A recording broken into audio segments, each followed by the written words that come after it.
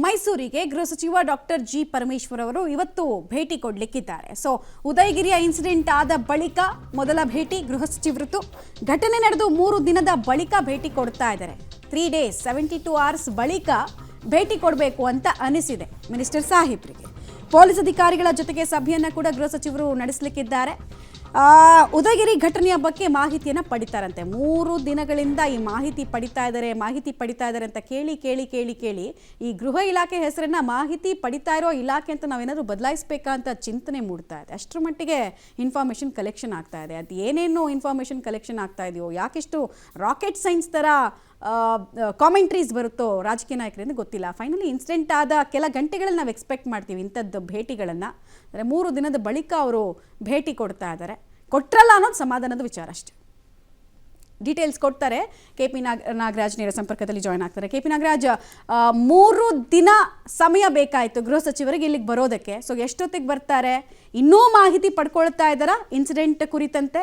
ಇವತ್ತೇನೆಲ್ಲ ಆಗತ್ತೆ ಅಂತ? ಮಮತಾ, ಮೈಸೂರಿಗೂ ಬೆಂಗಳೂರಿಗೂ ಭಾಳ ದೂರ ಇದೆ ಮಮತಾ. ಅಷ್ಟು ಸುಲಭವಾಗಿ ಬರೋದಕ್ಕಾಗೋದಿಲ್ಲ.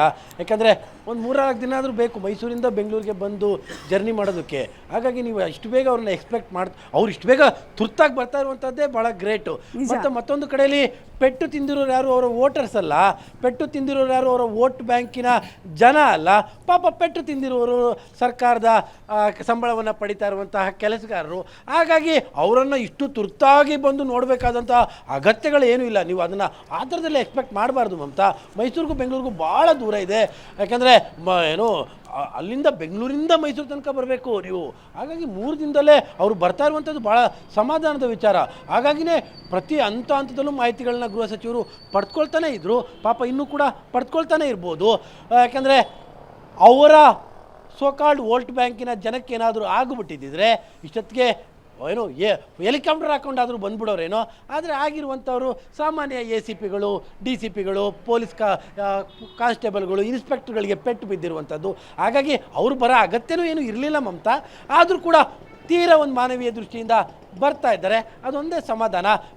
ಅವರು ಬರುವಂಥ ದೊಡ್ಡ ಮಟ್ಟದ ಇನ್ಸಿಡೆಂಟ್ ಏನಾಗಲ್ಲ. ಇದು ತುಂಬ ಚಿಕ್ಕದ ಇನ್ಸಿಡೆಂಟು. ಯಾರೋ ದಾರಿಲಿ ಹೋಗುವಂಥವ್ರು ಕಲ್ಲೆಸ್ತಿದ್ದಾರೆ, ಅಮಾಯಕ ಪೊಲೀಸವರು ಏಟು ತಿಂದಿದ್ದಾರೆ.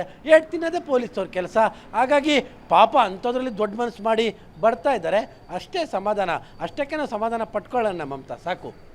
ರೈಟ್. ಧನ್ಯವಾದ KP ನಾಗರಾಜ್ ತಮ್ಮೆಲ್ಲ ಮಾಹಿತಿಗಾಗಿ.